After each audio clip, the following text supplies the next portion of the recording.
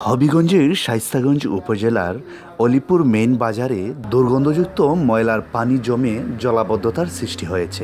এতে অলিপুর বাজারবাসীর অনেকেরই অভিযোগ, এই দুর্গন্ধযুক্ত ময়লার পানি দেখার মতো যেন কেউ নেই। ভাই দেখেন,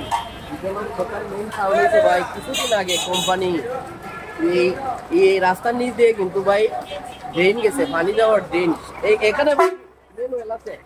ম্যানুয়াল দেখেন, ম্যানুয়াল ময়লাযুক্ত পানির কারণে বন্ধ হয়ে গেছে।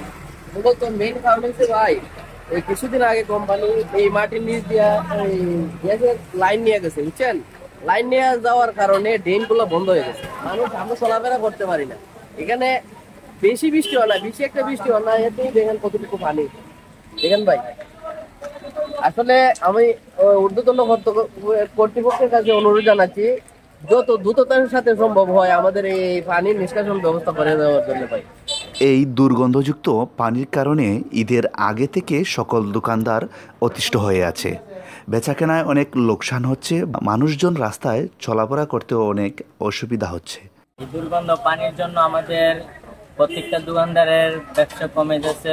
গন্ধের জন্য কাস্টমার আসতে পারে না, বেচাকেনার অনেক ক্ষতি হয়ে যাচ্ছে।